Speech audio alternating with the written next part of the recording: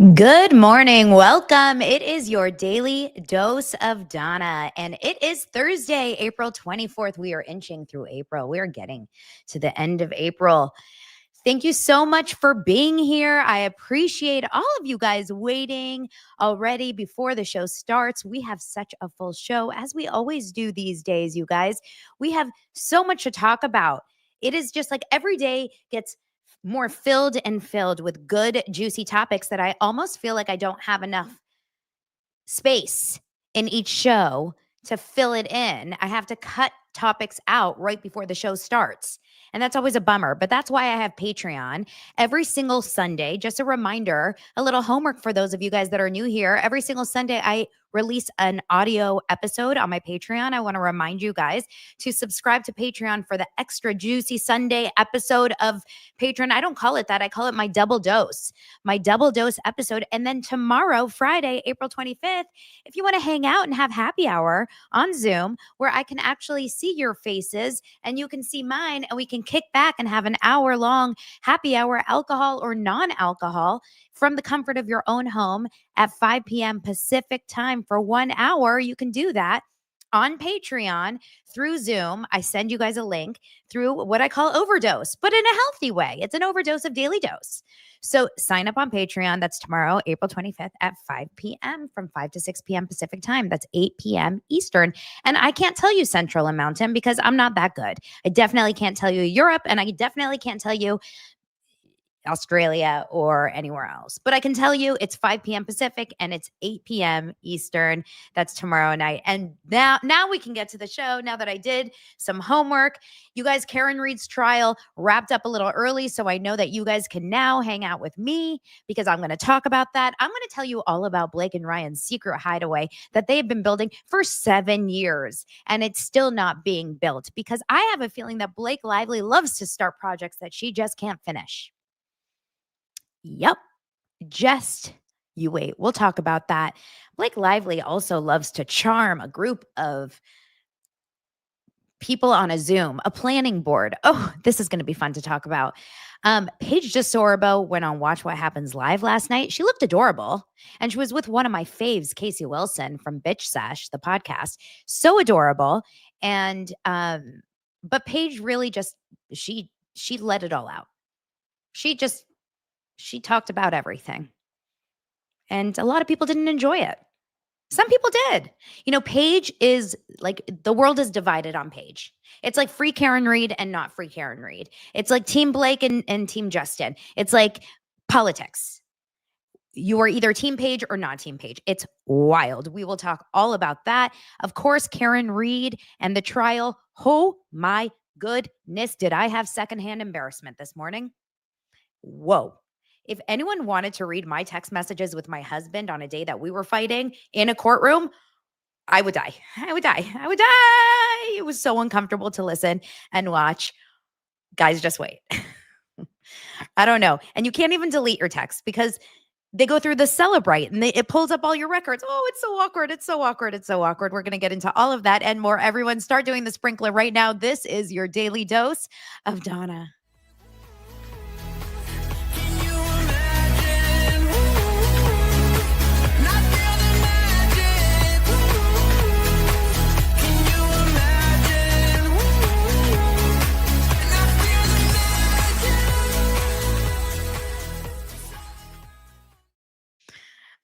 Someone just said, Pippi Pants said, wait, there are people still on Team Blake?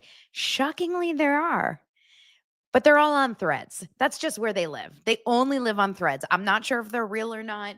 You can go over there. I'm scared to go on that app. I have to like really, I have to go to the gym and like train. Dun, dun, dun, dun, dun, dun, dun, dun, dun, before I go over to Threads. I'm like, am I ready? Am I ready to go into the battleground right before I open up the Threads app? Every time I go in there, I'm like, okay, I'm triggered. I'm out. Yesterday, when I was recapping The Valley, Tony Brooks, one of my favorite YouTube commenters who's been following here forever, shout out Tony. She commented, she goes, Donna, it's time that you maybe protect your mental health. I don't know if you can I don't know if you can recap The Valley. I think it like really, really triggers you. Jax triggers you because I was talking about, you know, um, Jax and how upsetting he is to watch as a child of divorce and just like seeing all that. And I was thinking to myself, oh my God, it's true. But at the same time, I guess I'm a glutton for punishment. I must be because I continue to be a public person on YouTube. Get it? That's what you do. When you want to talk here on YouTube and share your opinion, you must be a glutton for punishment.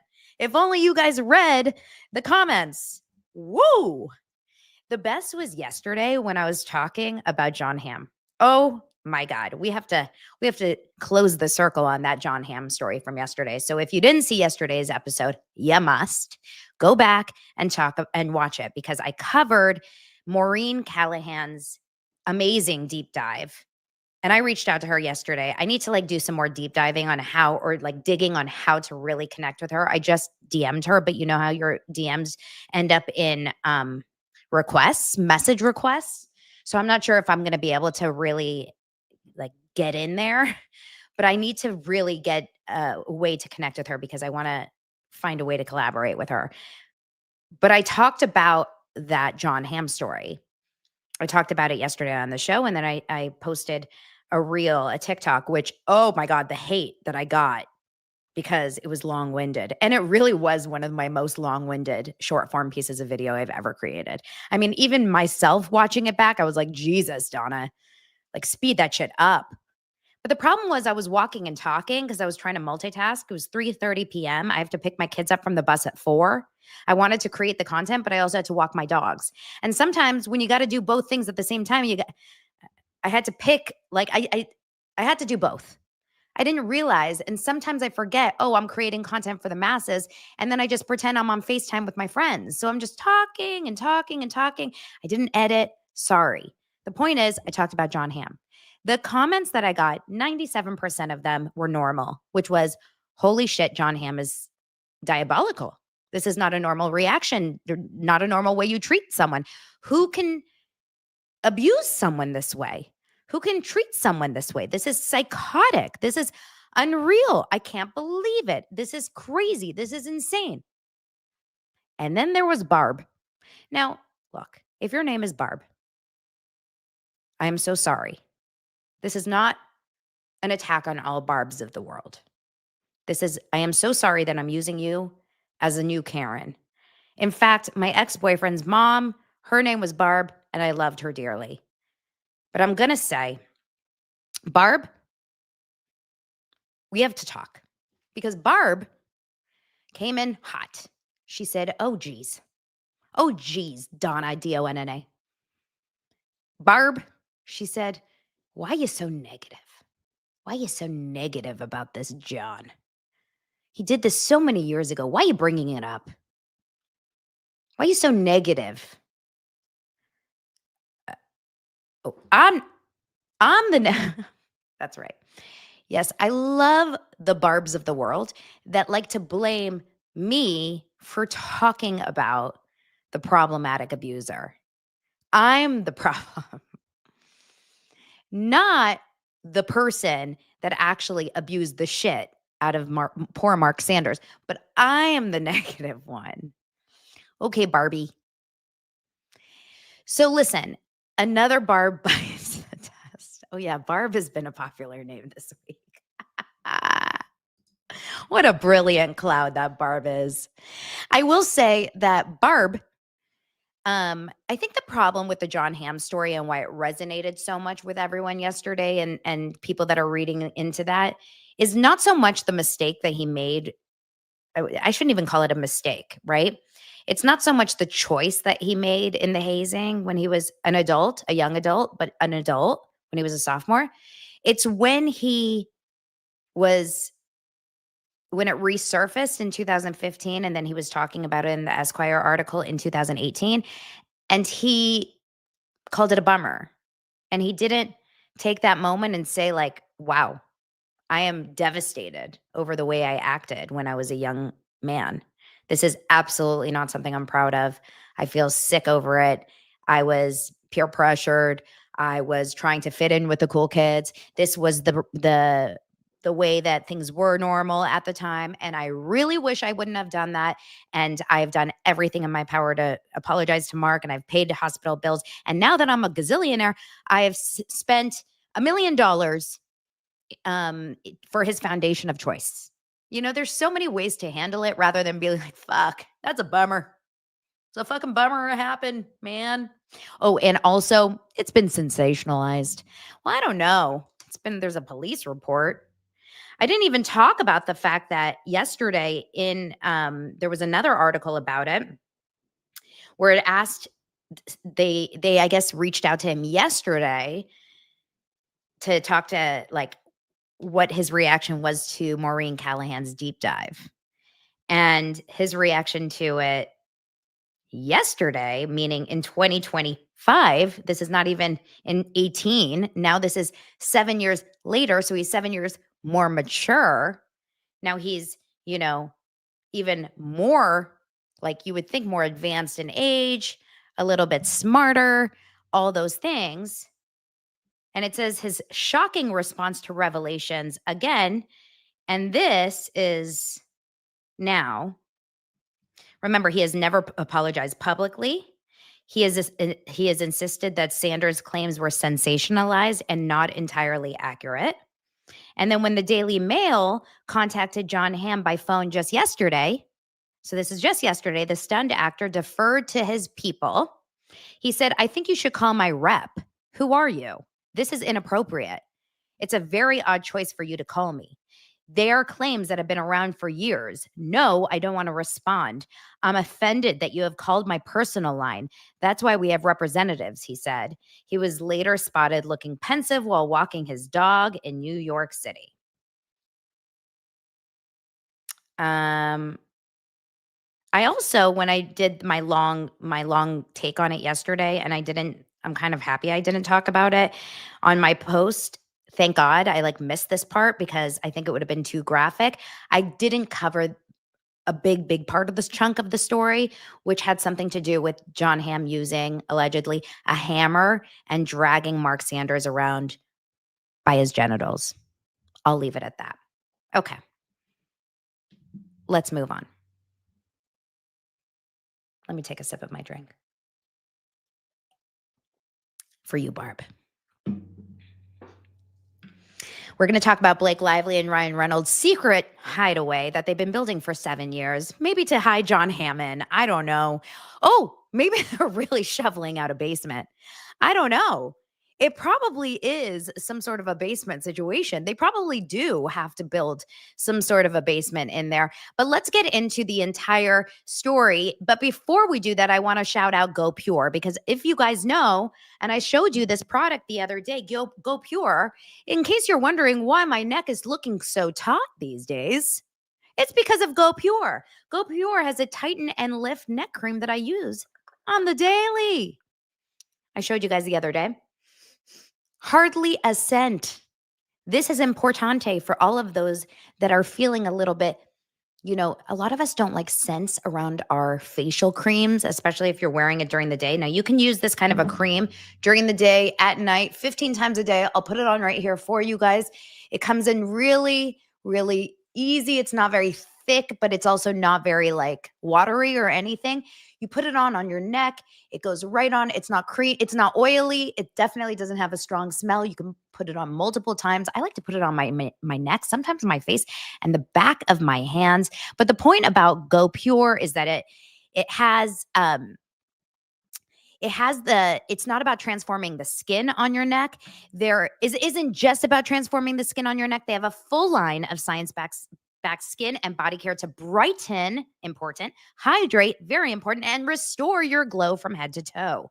From powerful vitamin C serums to deeply hydrating retinol moisturizers, every product is packed with clean, effective ingredients that deliver real results without the harsh chemicals or hefty price. So tighten, lift, and restore elasticity in your neck, because your skincare routine shouldn't stop at your jawline. For a limited time, Daily Dose of Donna listeners get 25% off goPure with code DAILYDOSE Daily Dose at checkout. Just head to gopurebeauty.com and you use code Daily Dose and you are all set.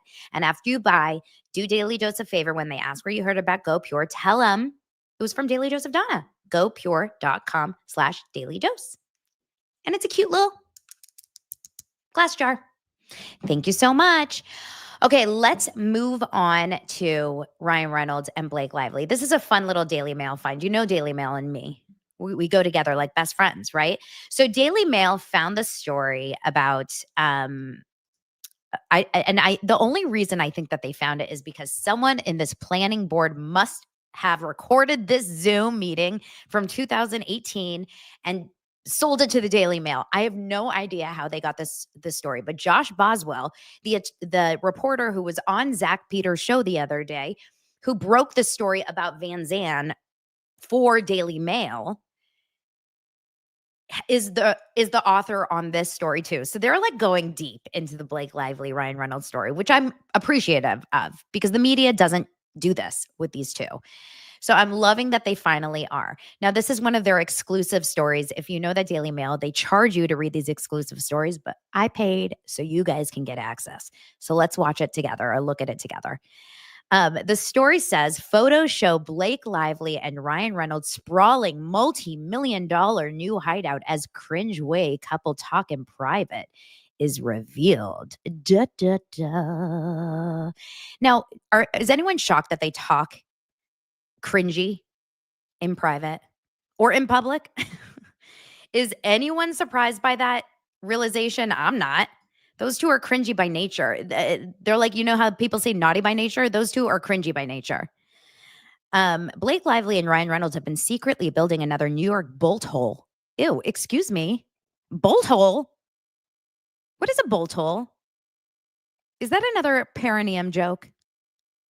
Can someone Google bolt hole? To hide from prying eyes, the Daily Mail can reveal. But the 110-acre property tucked away in Westchester County has been 7 years in the making and is nowhere near finished, despite having a projected completion date of summer 2024. Now, exclusive Daily Mail images. I love bolt hole. Sorry. No, exclusive Daily Mail images show the sprawling compound is still barely past foundation level. Yes, because they had to build probably a 10-story underground basement. I guarantee you they really went hard in the bolt hole basement. Wait, is it like a butt? Is it like a butt dial, a bolt hole? I'm dying over the bolt holes. Okay, Tracy's answering seriously. I think bolt hole is like a secret hideout. Okay, so you guys have real answers here. A bolt hole is somewhere private to go away to.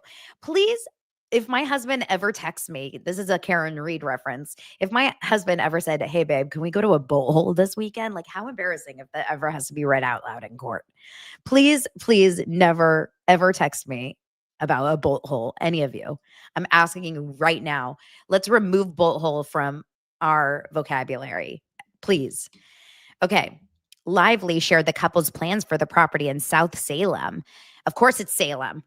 Isn't that where witches go? No offense to all you Salem people, probably Barb. A ritzy hamlet in the town of Louisboro. Does anyone live in Salem? I want to know. Can someone show me a little bit of we need some insiders in the Louisboro area. 60 miles north of Manhattan in a June 2022. Okay, so this planning meeting was just right during It Ends With Us, right? June 2022. Oh no, she signed on to do, when did she sign on to do the movie? She signed on to do It Ends With Us December 31st. 2022, correct? So this is right before 2022. Right before she signed on to do It Ends With Us. This is June 2022 town planning board meeting held virtually due to COVID restrictions at the time. Appearing only as B on a Zoom call with 51 participants, the actress gushed over the quiet, idyllic neighborhood in which she described as heaven and the most beautiful place in the world. We want to build this home in an incredibly sustainable and thoughtful way, she told the board, not just because it's the right thing to do, but because it's something that we're both passionate about. So they have recordings of this because we have word for word of what she said on this Zoom. Okay. So this is the house still right now. There is still no building. They started building this years ago in 20 somewhere. Yes, it's been 7 years in the making. They started building this in 2017. Okay. That's the house. It's still not even, there's not even a ceiling on it or a roof on it. That's what it looks like. It looks like a jail. I mean, it really looks like that's somewhere that you can hide Justin Baldoni and now Jon Hamm. Though the couple purchased the property in 2018 and presented their development plans in 2022, these new images show the home is still in the very early stages of construction. Okay, now for the good part, we're going to see the Zoom call in a second. It says Lively confirmed she and Ryan Reynolds have owned the home since 2018 and revealed they've purchased several properties and plots of land on the same road in a bid to build a beautiful buffer for themselves. Okay, so get this. They've owned the home since 2018 and they've purchased several properties and plots of land on the same road to build a beautiful buffer for themselves. So they want to basically buy the entire area so that they have a buffer between them and the public. Okay, calm down, Micah. He says, whoa, click on that Olivia Jade story. Okay, calm down. Listen, we can get to the bikini stories later. You're probably like Carl from Summer House, who just is, you're into tan line porn. That's a Summer House reference. That's later. Carl Radke is into tan line porn. We can talk about that soon, okay? It says the couple already owns a $5.7 million home 8 miles away in Pound Ridge. Of course, it's Pound Ridge. What are these names? Where they are said to be hunkering down with their 4 children amid their ongoing bitter court battle with Justin Baldoni. We know this, right? How they're in their fight. Speaking to the planning board, Lively noted that Reynolds had planned to be in on the meeting too, but explained that he was away filming in France where it would have been in the middle of the night for him. Get this. She says in the meeting board, I was like, my darling, I got this. I got us. Okay, I want to vomit.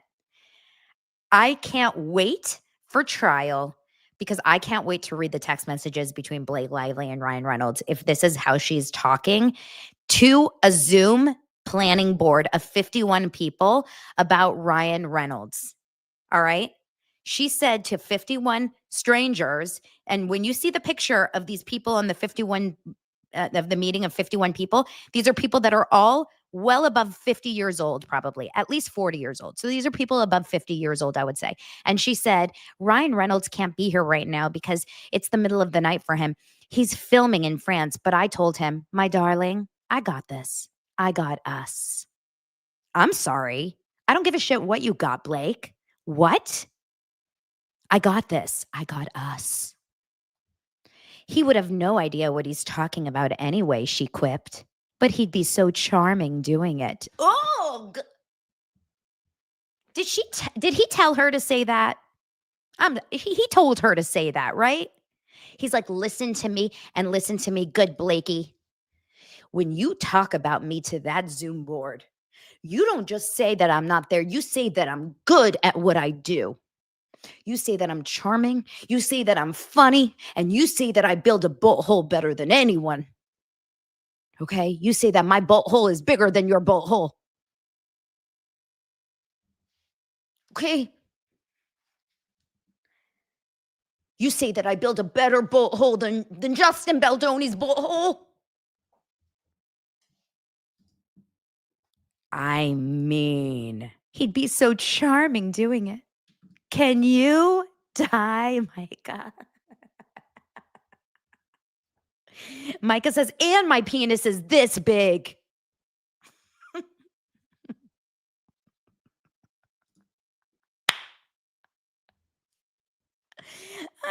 Have you subscribed to Daily Dose of Donna yet? I tell you the news, with only the way I can. Make the Ryan face. I don't even. Ah. Oh my God. Wait, hold on. Hold on.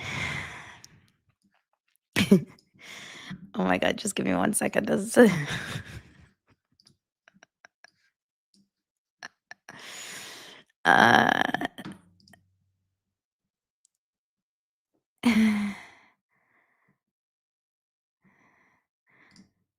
hold on 1 second.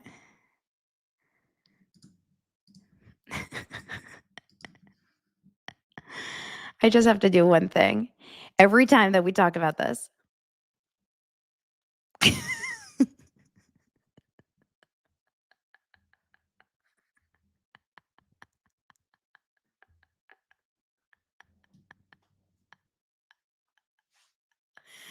Ah, okay, Carol. It was nice having you here. I'm sorry. I'm really sorry, Carol.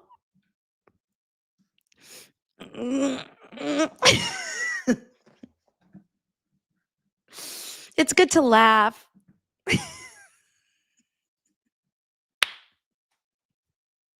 It's a real picture. I did not alter this image. I didn't alter that image. I just zoomed. That was Brandon Sklenar. Let's go back to the article. Back to the news. I'm literally not changing any. I'm just reading. Okay? And I'm just reading out comments. Carol, I am so sorry that you're mad at Micah. Okay, let's keep going. So Blake continues and says that she says he'd be so charming doing it. So this is the construction zone. It says, in addition to the main house on the lot, the couple purchased several properties and plots of land surrounding the home in a bid to build a beautiful buffer for themselves. So yes, they built this they bought this main house, but they bought also a ton of these other properties. So they basically bought like a massive amount of land so that they can essentially buy, like, I don't know, how would you call it? Like a commune or something, like a kibbutz in Israel. I wouldn't even know how to explain it. Like a huge amount of space so that you can, you know, create, yeah, like, so paparazzi, I don't know. Okay. It says the compound located in South Salem, a ritzy hamlet in the town of Louisboro, includes a cottage and another smaller residential structure. Da, da, da, da, da, da. Okay, so this is where she's having the conversation on the Zoom. This is what Blake looks like during this conversation. Okay, this is a real life picture.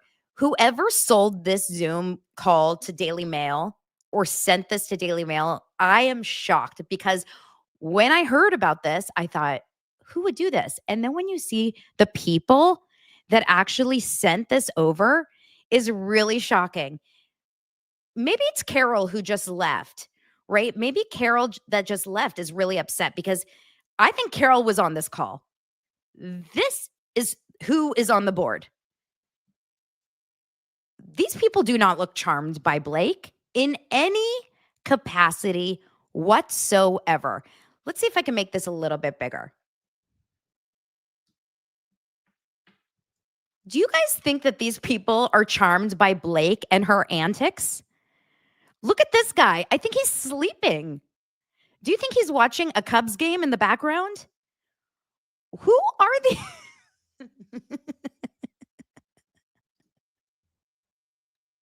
What's happening? Look at this guy. He's like, what? The top right guy. This guy up here, he's like, huh? The guy on the top right is like, who? What? Now, I think I know who sold this to Daily Mail. I'm just going to be honest, from my honest opinion. I think it's the girl with the green square. The top I'm, we're playing Clue now. You know how when you play Guess Who? Who do you guys think sold this to Daily Mail? I think it's the girl with the green square because she's lit up. This is her recording, right? She's probably lit. She probably was like, I don't like this Blake. She's buying all of Salem. I'm selling her. She's out. Get her out of my town. Don't you guys think? She's pissed. I mean, I could spend an hour just dissecting this Zoom. But all I know is that I've had enough Zooms in my life to think that if I was trying to sell something to this group, I know I'm walking away with 0 sales. They do not look like they're picking up what I'm putting down. They are not buying what I'm selling. If this was my Patreon community, I need to find a new community. You know what I'm saying? Like, these are not dosers. I'm worried about this. I'm worried for Blake. And she's worried too, if you look at her face on the bottom.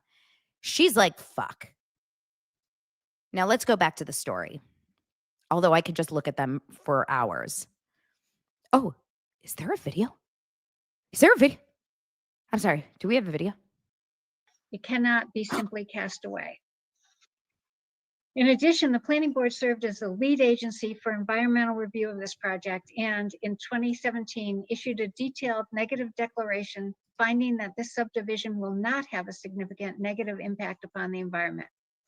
A great deal of time went into that decision, and the planning board solicited comments from interested agencies and parties, including, among others, the town highway superintendent, the Vista Volunteer Fire Department, the first taxing district of the city of Norwalk because of the proximity of the city of Norwalk watershed, the Katona-Lewisboro School District, the Conservation Advisory Council, the Open Space and Preserves Advisory Committee, Parks and Rec Advisory Council, and neighbor property owners. And there was a 3-session public hearing held in 2016 and 2017. She left the meeting. I feel like this is a film that's important to be made because... No! You guys, she left the meeting in the middle. Did you see? She just walked out in the middle. That was the most boring meeting I've ever experienced in my entire life. Well, at least that part. So it says the Gossip Girl alum talked through the process of purchasing the property and admitted they decided against buying another nearby house from the seller because it wasn't private enough for us. She complained that they didn't want to bring anyone from outside of the town to be wandering around, which she blamed on her and her husband's professions. She said, "We bought this land and thought, oh, this is incredible. We ultimately have 110 acres here. We're just so excited to live here. Our kids are growing up way too fast, which is none of your problem, but definitely ours. We've had this property for 4 years now, and I'm just desperate to get shovels in the ground and be living on this land and enjoying it." She also assured the planning board, saying, "Our neighbors will never see us in the best way, With all of our plans, it's very much a part of the earth. And, we're not cutting down. We're literally like flagging trees to save. Half the trees we're trying to reuse for lumber." Blake doesn't say lumber. She says lumber, right? She doesn't say lumber. Lumber. She said during the call that she wants to honor the history of the property while asking for approval for a substantial size pool and gym. So this is the properties that they have already, just so you guys can get an idea. They have this Pound Ridge home, and they want to build this 8-mile away home. She says, "We only ever wanted to be additive to the community. And where I feel you can say that we're good people and we're good neighbors. And like and we've been surrounded by that. We're just, and we've been surrounded by that. Everybody's not only respectful, but incredibly protective. I feel you can say that we're good people and we're good neighbors," she said. Well, that's like a big thing to say about yourself. Are you allowed to say that you're a good person and you're good neighbors? Or does someone have to say that about you? Like, do you guys say that about yourself? Then she said, "We want to honor the history of the property." Now, I want you guys to see this. They wanted to build a 1,700 square foot gym. Just putting it out there, which is almost the size of my entire home. I'm just putting it out there too. She says she went on a gush. Oh, this is very Blake. She went on a gushing monologue during the meeting, describing the property as the most yummy place in the world. I'm sorry, the most beautiful place in the world. We love this land. We love this land so much. The Gossip Girl alum continued, we're so grateful to have this land and so much space and so much privacy. Michael Sirignano, the couple's lawyer, who was also on the virtual call, told the board that the couple planned to make the property their primary residence with their daughters. And Lively also described herself as a huge fan of history, saying that was why she and Reynolds wanted to keep a cottage and another structure. It used to be this big, beautiful home. I have no idea why they cut it down to like a fourth of the size what it was. That home was great what it was. We respect the history and the story so much. And we're probably not done having kids, Lively confessed. I just love having kids so much. 2 months later, she announced that she was pregnant with her fourth child. I love my baby so much. I'm also one of 5 children. My husband's one of 4. Our family drives us insane, but yet we always have them here. We always have them around. Lively added that the goal is to have their family visiting as much as possible. Minutes from the meeting show that there were no objections from members of the public to the building work. And it says the commitment to discretion was evident in the meeting minutes, which show Lively's name redacted from the transcript, identifying her only as a rep for the couple's LLC. And that is that. So they still haven't built anything, even though that they got no issues with the building of the house and no problem. Now, one question from this that I have, it says that Ryan Reynolds is one of 5 kids. Oh, one of 4. Ryan Reynolds is one of 4. Do we know anything about Ryan Reynolds' brothers and sisters? I don't remember ever hearing anything about Ryan Reynolds' brothers and sisters. I would love to know about his family more. Obviously, we know about Ryan Reynolds' mom. I feel like she's a huge part of the story. Where is Ryan Reynolds' brothers and sisters? Have we ever met them? Have we? I don't remember ever hearing that. Oh, Janae says, I heard his brother is a cop. Oh, sorry. Whoops. Love Beans. Hello. Welcome. Isn't one a cop? Yes, I heard one is a cop in Canada and an a-hole. Oh, they may not want. Well, one brother is a Mountie, one is a firefighter. Oh, you guys all know about this. Interesting. Okay, well, maybe we'll have to deep dive that soon. Carol will take that on. Carol and Barb are going to take that one on. All right, let's get on to some more stories. On the next story of Daily Dose of Donna, Paige DeSorbo gets unfiltered on Watch What Happens Live. You guys, this was interesting. It was interesting. Do I have anything else on? Okay. Yes. Oh, no. Before I move on to Paige DeSorbo, this is interesting about Scarlett Johannsen. I want to tell you guys this one thing about Scarlett Johannsen. I saw this other article. So you know how Scarlett Johannsen has this movie coming out? She has this movie coming out that she's directing, and it is with a Wayfarer film. It's her first directing film with Wayfarer, and it's called Eleanor the Great. And it's premiering at the Cannes Film Festival next month. It's her featured directorial debut. And remember, there's a lot of theories that maybe this is what set Ryan Reynolds and Blake Lively off because of some sort of envy, jealousy issue with Scarlett, because, you know, they have some sort of issue there. And that wouldn't surprise me whatsoever. Well, a top Hollywood lawyer named Lisa Bloom has revealed that her major new career movie could be overshadowed by Ryan Reynolds and Blake Lively because it's Wayfarer, which is locked in the spiraling legal battle with Reynolds and Justin Baldoni. Obviously, we have this big, legal battle, but because of that, they think that the success or the failure of this new Justin Baldoni produced film will be highly relevant in court.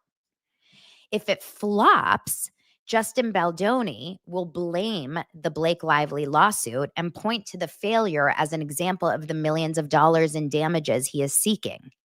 If it succeeds, his theory that he just can't make it in Hollywood because of Blake Lively will be obliterated. So it's essentially going to be a huge part of the future of his career. Meaning, if the movie does well, this lawsuit and everything is going to say, they're going to be able to say, like, it had no bearing on Justin Baldoni's career as a producer.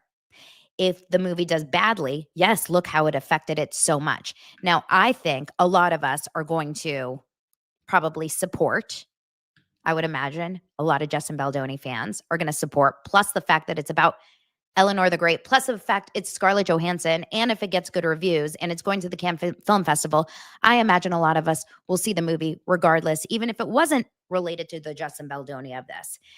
Who's in the movie? Now that I think about it, has there even been a trailer released? I don't even think there's been a trailer. But the point is that she says, this attorney says, oh yeah, her mother is Gloria Allred, which is wild. Lisa Bloom's mother is Gloria Allred.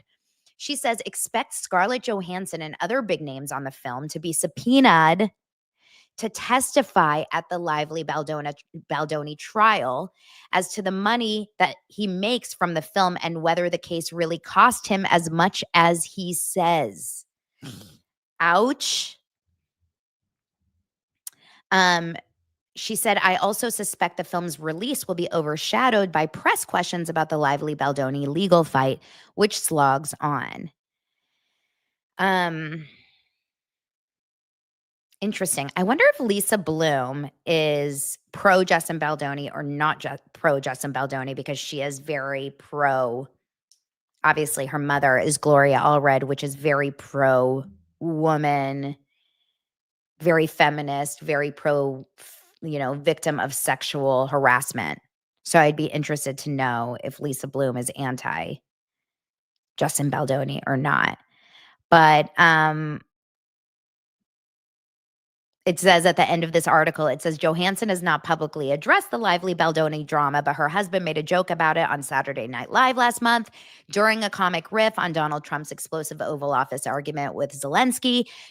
Colin Jost, quipped that the Ukrainian president said he thinks he can still salvage his relationship with President Trump, which is like Justin Baldoni saying, I'd love to work with Blake again, which was really, really funny.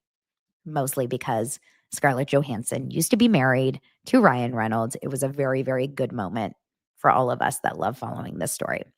Okay, let's move on to another story. Speaking of stories, we got to talk about Paige. Let's get into it. So Paige was on Watch What Happens Live last night. You guys know I am incredibly, incredibly invested in the Paige and Craig breakup. As much as I don't want to be, I can't not be. And the reason why is because I've had such a hard time with it. I used to really love Paige, and I used to really, really love Paige and Craig together as a couple. And just as suspected, when they broke up, it kind of made me see negative sides for both of them. Paige and Craig both have turned into negative things for both of them have popped out. They've both shown yucky things about them. I think we've seen high, strong elements of, Craig has had a bad season on Southern Charm. Okay.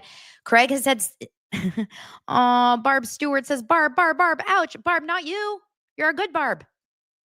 You're a good Barb. I like you, Barb. Craig has had a bad season of some lies, right? Of Southern Charm. He had kind of a bad season, but Paige has had a pretty bad reaction to the breakup, right? She's gone on this press tour of seemingly talking a lot of smack. And to me, almost playing this game that she had this really bad relationship when for 3 years we thought she had this great relationship. And it's just made her look a little petty and mean. And we've always seen this little mean girl side to Paige, but I think Craig softened her up. So a lot of it has been really tough. I don't know. It's been a little bit tough to see. And everyone seems to be like, wow, Craig is really bringing in the negativity. I have yet to see any negativity coming from Craig. She thinks that he's leaning into the cheating rumors, or he was. I don't see any of that. Last night, she was on Watch What Happens Live after Summer House. And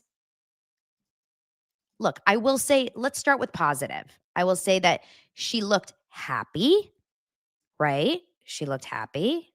She looked light and friendly, and yeah, she looked happy. Like, she didn't look anxious or stressed out. She looked good. I love Casey Wilson, so I was really happy, but we didn't get enough Casey. I thought that Paige got the majority of the energy on this run.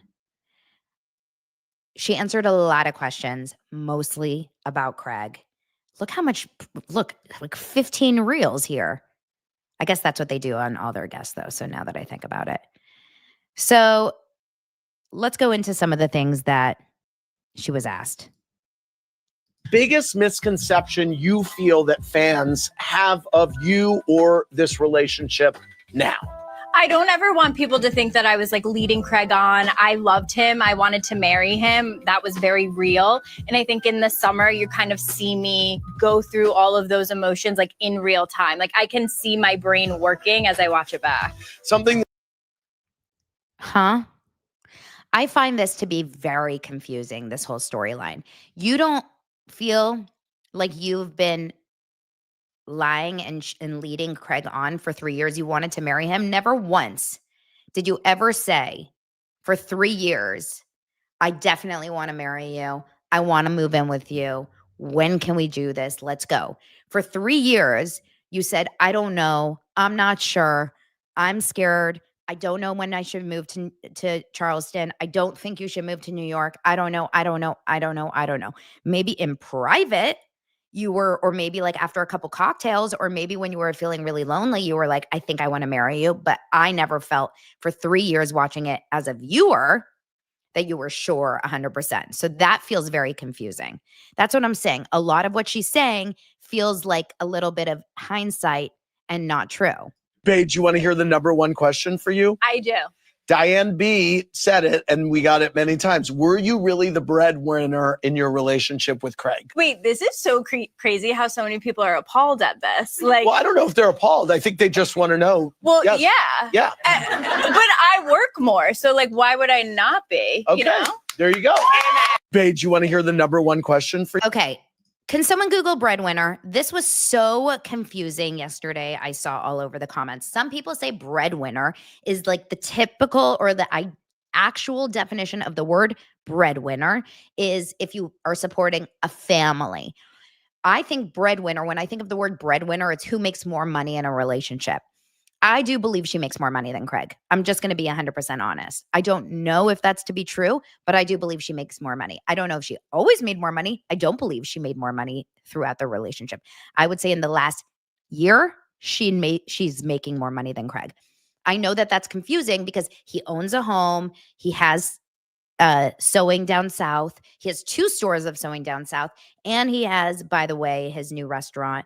And he's got like all these other brand deals or whatever. But I don't think he's a full owner in any of those 3. They have a crazy overhead, all of those restaurants and bar and pillow companies. And he lives in Charleston, which, you know, to buy a house is much cheaper. I 1,000 believe that she makes more money than the 2 of them. But the reason why she makes more money, to say I work more, that's confusing. That doesn't make any sense. Like a lot of people I know work less and have more money. So that's not the right answer. That's putting someone else down. That's saying I hustle harder. Craig is always someone that we've seen work hard. Craig worked really hard for the last few years. And to me, that felt like a FU when Craig has never, ever put her down for her work. So she's making the world feel bad, or she's making almost like Craig feel bad for maybe some misogynistic comments she's gotten. She's very big on feeling like the world is misogynistic against her. Like she loves putting down people and putting down men. You remember that. This is like a big thing for her. She hates men. Like that's her brand. So this is a big thing for her.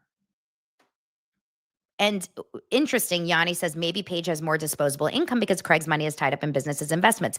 Absolutely. She may actually cash in more money because he has more investments. Like he probably does have more in real estate.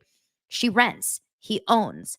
He has businesses. He probably has more in exactly like in his company. And so he's not coming home with actual cash flow. She does brand deals. So she's getting a paycheck and she doesn't own anything other than like she's making money from the podcast, from brand deals, from ticket sales. It's very, very different. This is really interesting. And Amy says it exactly. She turns things into men versus women all the time and projects her own insecurities. She says that a little bit later too. She says, I can't believe how much misogyny got thrown at me this entire season. Misogyny, misogyny, misogyny, misogyny. And I'm like, well, girl, look in the mirror because that's what you project constantly. If you're going to put it out there that men are the worst, men are the worst, men are the worst, women are the best, expect you're going to get it back. That's what I have to say. It's just like, I hate to say it, but those men, those like podcast bros that are constantly out there saying like men are the best, women are idiots, men are the best. They're going to get it hard back too. You can't have it both ways. That's what I think. So I agree. Just a couple more clips that I thought were interesting. Girls, you look so beautiful Oh, tonight. thank No, you. So that's do you- not an interesting one. Your thoughts on Miss Pat saying on Watch What Happens Live that she thought that you were not kind to Craig. Yeah. Well, when she was on, I think she said that she was like a self-proclaimed bitch. And I feel like she nailed that. Okay. Yeah, she got it right. Okay. Okay. We need to talk about this moment because everyone's like, she ate. She ate with that Miss Pat comment. Okay, Miss Pat is 80 years old. 80 years old. And Miss Pat calls herself a little bit of a Southern bitch because she's an 80-year-old woman. Okay? Miss Pat said Paige is mean to Craig, which she is, which she was. We all saw it with our own eyes. Paige was mean to her boyfriend. Yes, did she love him? Maybe. But that was their dynamic. She was mean. She was mean.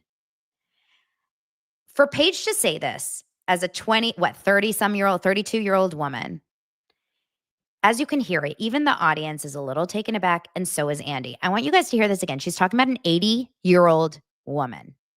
Explain to me in what world this is okay and like should be celebrated. I think this is crazy. And this is like the most nutty thing in the Bravo community. Like there is something about respecting your elders that I can't stand behind. Your thoughts on Miss Pat saying on Watch What Happens Live that she thought that you were not kind to Craig. Yeah. Well, when she was on, I think she said that she was like a self-proclaimed bitch. And I feel like she nailed that. Okay. Yeah, she got it right. Okay. I'm not going to be. What?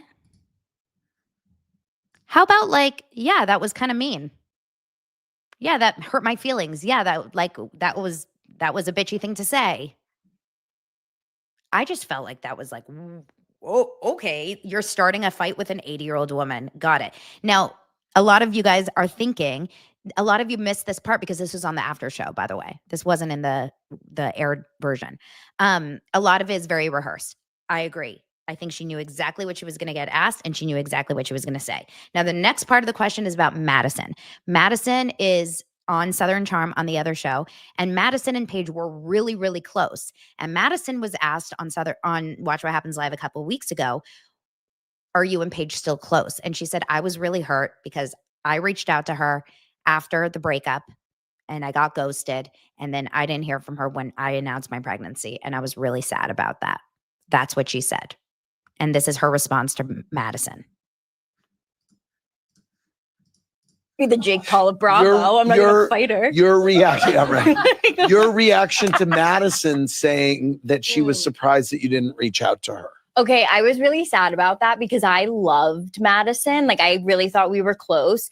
And a couple months prior to the breakup, I had like heard through people that she was saying like some not so nice stuff about me. So then when the breakup happened, she texted me like in the middle of January, but it was more about like the attention it was getting. It wasn't really like a check-in.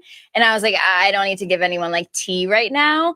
And then like shortly thereafter, it was very obvious she was team my ex. So I was like, it's best to just leave it. That's your friend. We'll just, but I do like her. I thought we were friends, but I don't know. Your thought. Okay. So yeah, you feel really sad about the fact that you ignored her and didn't wish her well on her pregnancy. Okay. I just feel like there's a lot of, and then the final clip is about the Southern Charm reunion where Craig basically said that he was hurt by the breakup, he was sad by the breakup, and he was surprised by the breakup. And then we'll leave it at that. Your reaction to Craig saying on Watch What Happens Live that the breakup was not a mutual decision? Oh, I mean, obviously, yeah, it wasn't. I broke up with him, but I felt like he was saying that because he wanted that like victim, like he wanted people to be like, she did it, she caused this. And so I was like, okay. Is there anything Craig said during the Southern Charm reunion that you either want to counter or clear up? I mean, all of it. I loved listening to it because I was like, what a fun story. Okay. Yeah. Did you consider marrying at BravoCon? Andrew. So I'm like the kind of person that has the phrase convention center in her wedding invitation. Earlier this year, there were rumors that you were dating a fella. How would you characterize your relationship with him? Absolutely dating people, nothing serious, but having a very good time. What was your reaction to Craig saying on Watch What Happens Live that the breakup was not? She also said in the episode, she also said that she is so happy, loves it for Craig that he has a new relationship, couldn't be happier for him. Okay, good for them. Listen, Paige and Hannah have a bestseller with their new book, Giggly Squad or How to Giggle or something, whatever their book is. They're selling out tours. They're killing it. They have so many fans, those two. So continue to do what they want to do. I don't want to hear about Craig anymore. I hope literally that we never have to talk about her relationship with Craig. I feel like it's like we've squeezed it all out until it's like there's nothing to squeeze out anymore. Now the reunion, Summer House reunion just released its what's it called? Reunion seating chart. I'm actually really surprised by the reunion seating chart. I'm not feeling like it makes any sense because Paige gets the first seat, which kind of makes sense to me. That makes sense. Like, but Craig should be there. But Amanda, like, why is Amanda in the first seat too? Makes no sense to me. I feel like if anything, Lexi and Jesse should be up there because their relationship, I feel like, is really important. Kyle and Amanda, by the way, when they were filming last season, they had a full cheating rumor going on in real life that Face Reality 16 was posting about. He was in New Orleans at Lamar, what's her name? Leva's bar, and was being filmed on camera, hooking up with some chick. And that's not being covered at all here. Again, Bravo gives these disgusting men passes. So none of this is relevant because this is not their real relationship, this pretend relationship that everything's fine between them, even though he's disgusting and comes home at 4 a.m. every single night, falling apart drunk. Lindsay's absolutely adorable this season on Summer House. I love her pregnant so much. I just find her adorable. West is a joke. West and Jesse are jokesters. Like these three guys on the bottom, literally, they're so disgusting. All three of them. I can't with the guys on Summer House. But one thing we need to talk about is Carl, because I did learn about something last night, and that is different things for different strokes for different folks. And apparently there are men that really enjoy different kinds of porn. So I want you all to talk to your husbands, your boyfriends, your best friends, and ask them tonight, what is your thing? Now, I know, because I'm married to my husband, I know what he's into. Do you know what your husbands and boyfriends are into? Do you? Okay. I don't know if this is something you guys feel comfortable talking about. You don't need to tell us in the comments. I'm just saying, do you? Well, I just want you guys to know, and I hope this is going to be loud enough. This is what Carl's into. Okay? Leslie, boobs. This is what Carl's into. I hope it's going to be loud enough because I recorded it off my TV.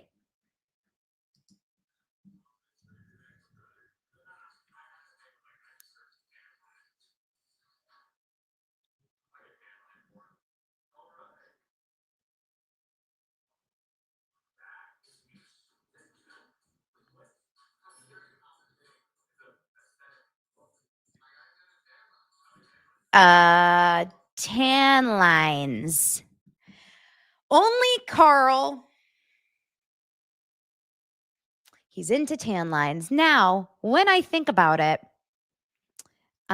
There's a reason that when we were younger in the 90s and we would go into the tanning salons, remember back in the days when we would go into the tanning beds and they would have those little Playboy bunnies? Do you guys remember the little stickers? I would put on the little Playboy bunny sticker right on my like hip. I'd be like, I'm so sexy. I was 12, 13. Jesus. Go to the doctor. Oh my God. Reminding you guys or reminding everyone, Teddi Mellencamp. We didn't talk about this yesterday because it happened right after the show. Teddi Mellencamp has such good news. I could not believe this. I was so excited. Speaking of getting into the sunbed and going and getting tanning, which we should never do again. No one should do this.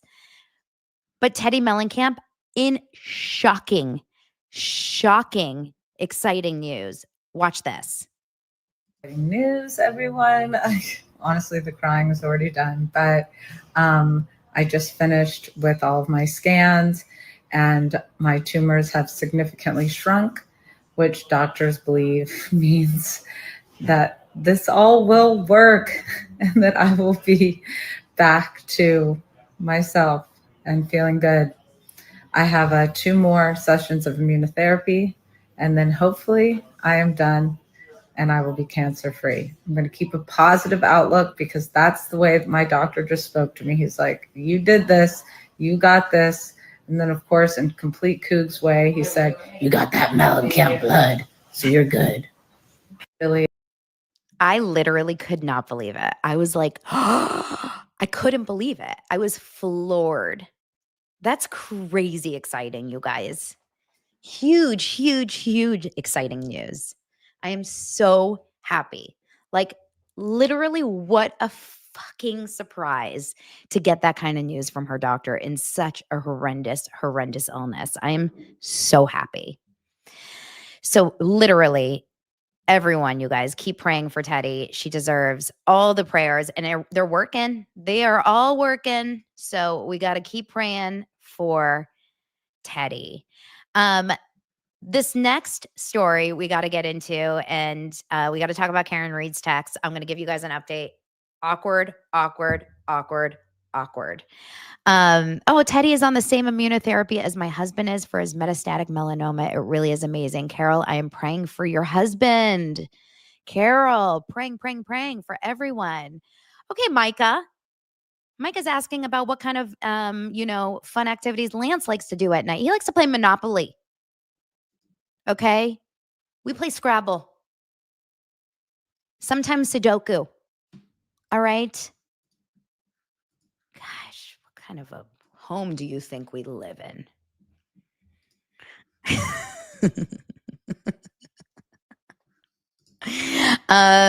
Okay.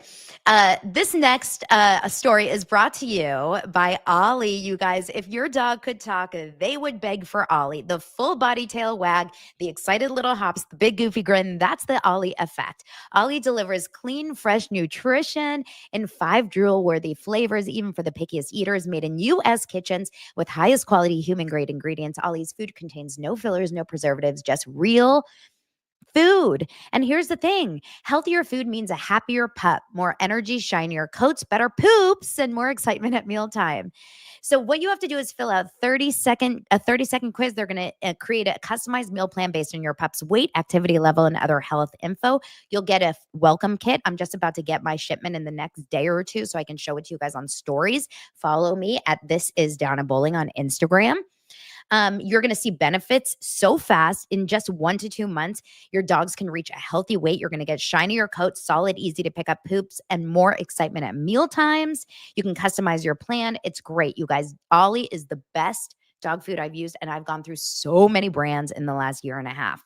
Dogs deserve the best, and that means fresh, healthy food. Head to ollie.com/dailydose. That's OLLIE.com/dailydose. Tell them all about your dog and use code DAILYDOSE to get 60% off your welcome kit when you subscribe today. That's OLLIE.com/dailydose. Plus, they offer a happier guarantee on the first box. So if you're not completely satisfied, you're going to get your money back. That's OLLIE.com/dailydose and enter code DAILYDOSE to get 60% off your first box. Thanks, Ollie. Okay, you guys. So the Karen Reed day 3, we had a short day at trial today, and it was actually kind of nice to have a shorter day because now I don't feel like I have so much to catch up on. But it was the most awkward day because there was text messages being read, and the reason why is because the Commonwealth, which is basically prosecution, wanted to kind of the goal for their having this Nicholas Guarino. He's basically I can't remember what he's a police chief. I can't remember what he is specifically, what he's doing or what his job is. But he's reading all the text messages that happened between Karen and John O'Keefe on the day that the last day basically of his life, on January 28th, 2022. Why is this very uncomfortable? Because there is a lot of text messages happening. Now, before Guarino comes up there to read the text messages, we first have a witness, and his name is Mike Camerano. Mike Camerano is a friend of John O'Keefe, and he was with John O'Keefe and Karen Reed at the McCarthy's bar in Canton in those hours before John O'Keefe was found.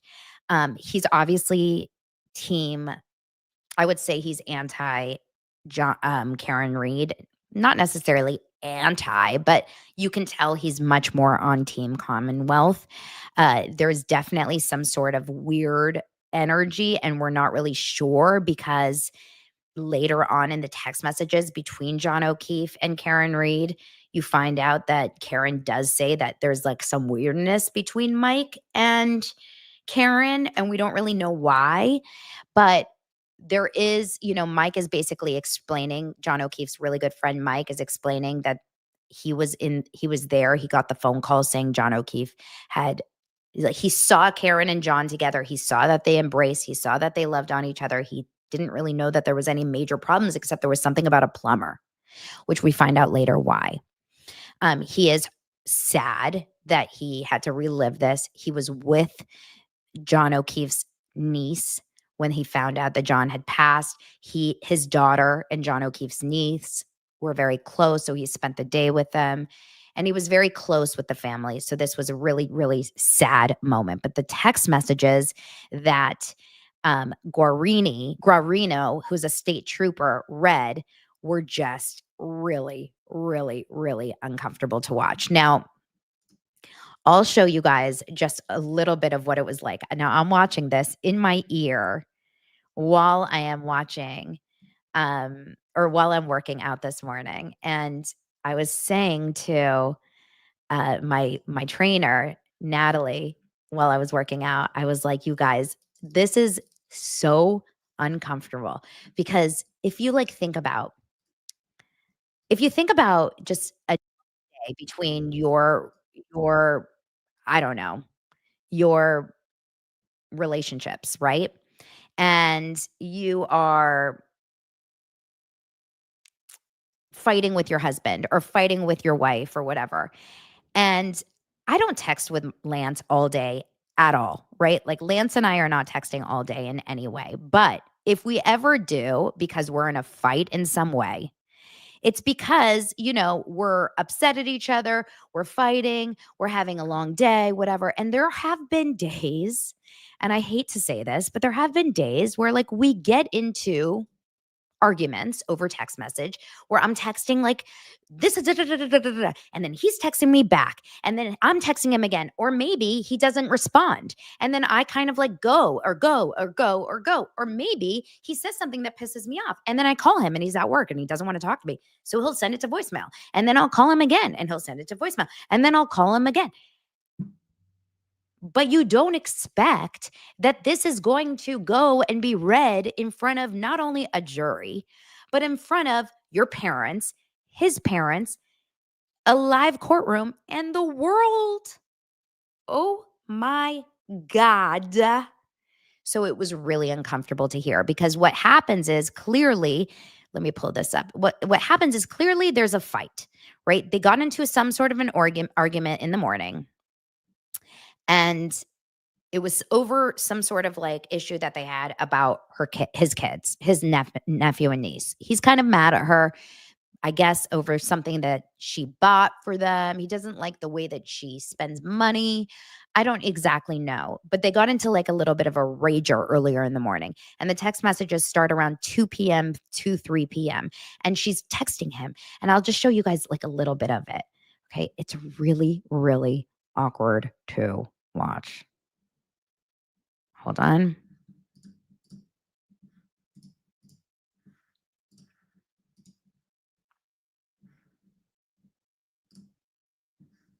And sometimes treat them dash nothing like I used to. 10:46 a.m. on the 28th. From John O'Keefe to the defendant, I know, I'm sorry for lashing out. I'm just hurting and struggle daily with them. Always feel like I'm failing at this parenting thing. I wasn't built for this. 12 a.m. on the 28th. The defendant to John O'Keefe, Kaylee isn't perfect, but everything wonderful about her is because of you. 36 p.m. on the 28th. So this is the day that they end up going out that night and he, ends up dying. From John O'Keefe to the defendant, an emoji is sent at 12:21:59 on the 28th. From the defendant to John O'Keefe, it's true. I know she's her mother's daughter, but she wouldn't be so bright and successful if she lived with anyone else. 12:22:51 p.m. on the 28th. From the defendant to John O'Keefe, wow, Kristen just sent 2 back-to-back messages to not lose your faith in the kids. 12:31:28 p.m. So remember, this is still at like 12 p.m. I'm going to fast forward a little bit. Here we go. So this is like at 2 p.m. This is when they start getting into a little bit of an argument. Karen is sending to John. Stung, especially when I've been trying pretty hard lately. I feel like a loser turning around, just coming back over after everything you said. 2:10 p.m. on the 28th. From John O'Keefe to the defendant, not sure what you want me to do. I said I'm sorry and I was out of line. If you prefer to stay home, I totally get it. 2:16 p.m. on the 28th. From the defendant to John O'Keefe, things in my own life have been difficult too, 33 p.m. on the 28th. From John O'Keefe to the defendant, I know. 2:17:40 p.m. on the 28th. I'm speeding it up a bit, you guys. I can't do At it. 2:17:45 p.m., the defendant calls John. The phone call is answered and they speak for 2 minutes, 22 seconds. 2:23:02 p.m., the defendant calls John. That's again answered at 10, and they speak for 1 minute, 2 seconds. At 2:24:17 p.m., the defendant calls John and the call is rejected. From the defendant to John O'Keefe, tell me if you're interested in someone else. Can't think of any other reason you've been like this. 2:25:18 p.m. on the 28th. From John O'Keefe to the defendant, nope. 2:25:33 p.m. on the 28th. From John O'Keefe to the defendant, things haven't been great between us for a while. Ever consider that? 2:26:03 p.m. on the 28th. At 2:28:40 p.m., the defendant calls John. That call is rejected. Mr. Guarino, can you explain to us the difference between not answered and rejected? Yes, so if the call is not answered, So basically, it's like going on. Yes, if a call is, sent to voicemail because it's ringing 4 times, that's just not answered. If a call is rejected, that's when someone says, I don't want to talk to you. We've all been rejected, right? But you guys, this goes on and on and that on means and on and on and on and on and on and on. It's 6 hours of texting read out loud. Can you even imagine? I'm going to introduce exhibits. 6 p.m. on the 28th. From the defendant to John O'Keefe, maybe I'll come back. Now, what basically happens is that what he's reading is that they go through essentially an entire argument where she's like, I don't know if you're into this. I don't know if you still love me. I don't know if you're still with me. I don't know if your mind is somewhere else. And he's like, Karen, I love, things haven't been great. This, that. She's kind of almost, she's acting, to be honest, she's acting like a woman would. This is how I take it as a woman. Okay. She's acting like a woman would if you were feeling insecure in a relationship and you are feeling like the man that you are in love with is not maybe giving you all of that assuring feeling. However, and he's a little immature. I'm just going to be honest. And I hate to speak of John O'Keefe this way because he is, no longer with us. But it sounds to me like he is, yes, he says he just got sober. It's 5 p.m. and he's like, I just got sober an hour ago. So it sounds like he's hungover.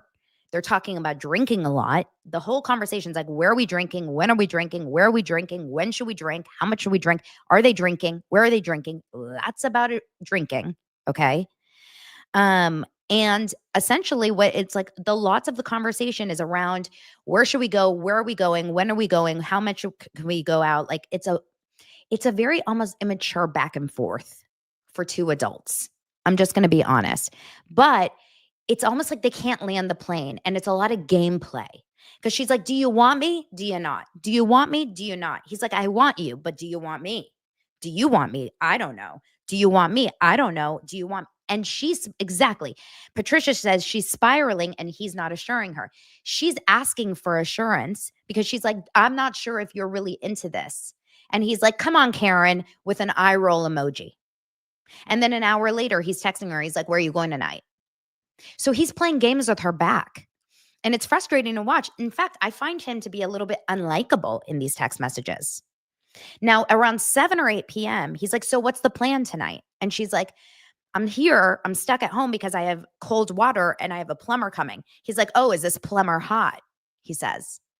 And she's like, oh, LOL or whatever. Like I have this plumber, he's down the street, whatever. He's like, I can't believe you wouldn't just ask me to help. Now he's getting insecure. Sounds like he's almost a little jealous, maybe even a little drunk. Eventually at the end of the night, 8 p.m. or whatever the last text is, he's like, just come and meet me. That's the last text between the two of them. Eventually she comes and meets him. The last videos that get shown right before the court ends for the day is the prosecution shows videos of Karen speaking to like Dateline and the ID series and whatever, talking about her alcohol consumption, essentially showing that she had some drinks that night. We all know that. She was drunk. She says she was buzzed. Maybe she wasn't drunk. She did have a blood alcohol. She was definitely under the influence. They all were. They were all drunk. But according to someone that was in the courtroom that day, Turtle Boy, who's a very big part of this whole case, he reports on it. He's a big free Karen Reed guy. He says, according to Twitter, he said, and I'll pull it up right now, he's watching the jury because he's sitting in there. And he says, hold on. He says, he's watching the jury and he says, I'm intently watching jury reaction to these clips. No one is showing any signs that these clips are landing the way Hank, that's the prosecution, wants them to.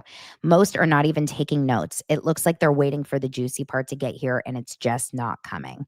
So I believe in some way that he's watching the jury saying like, it doesn't feel like it's working the way that the prosecution is wanting it to work. And I didn't think that the clips that they were showing were great either. Cause she's like talking about the fact that the alcohol wasn't that strong and she wasn't that drunk or anything. But maybe I'm wrong. I don't know. That was my vibe if I'm watching this for the first time. And then, a couple other of the tweets that I thought were interesting, I thought was, hold on. There was one other tweet that I shared that I thought was interesting. They said 9 women on the jury. These text messages are very relatable to any woman that's been in a toxic relationship. I feel the same way. I feel like if any woman is reading those text messages, you're going to see that it doesn't feel like that crazy for her to be so almost like needy of his responses to her in the text messages. I know that they were trying so hard from a prosecution standpoint to be like, look, she's mad at him. Look, she's freaking out over him. Look, she thinks that he's not giving her enough. Obviously, she'd want to kill him because he's not being there enough for her. And it looks like he's going to break up with her and whatever. And I'm like, no, it actually quite proves the opposite. It shows that she's so into him and she loves him so much, and she's just not able to get through to him, and she's sad by him. Like, she does not in any way sound in any way like she wants to murder him. It's the opposite. And in fact, it sounds to me like John O'Keefe really loves Karen. They just don't know how to communicate. That's how I feel. I feel like it's really, really interesting. So that's how oh, interesting. Micah says one of the jurors had his head resting on the wall while this was going on. Like what? Like the guy in the Blake Lively Zoom? Hold on, like this? Maybe he went out to McCaffrey's and had some beers. Was he on the Zoom with Blake Lively? Was Blake Lively in the jury? Blake Lively just stands up and she's like, I would like to say something. Oh shit, wrong court. This is a very yummy trial. Yeah, it sounded like John O'Keefe was not being so nice with Karen. I'm just going to be honest, you guys. And I hate to say it because everyone sounds like he's really nice. And maybe he was. It sounds like they both really liked each other. They just didn't know how to communicate. That's how I feel. Anyway, you guys, that was a long episode. I hope everyone has a phenomenal rest of your Thursday. Thank you so much for subscribing. Continue to subscribe. Continue to like my feed, my show. Let everyone know to subscribe to Daily Dose of Donna for a variety of these topics that are interesting to me. I know I'm all over the place lately with topics, but I'm just talking about what I like, and hopefully that resonates with you guys. I'll talk to you later. Thank you so much for being here. I'll see you tomorrow for the Friday episode of Daily Dose of Donna. Ooh, the police chief of Canton just quit. That's interesting. Have to follow that story later. Bye, guys.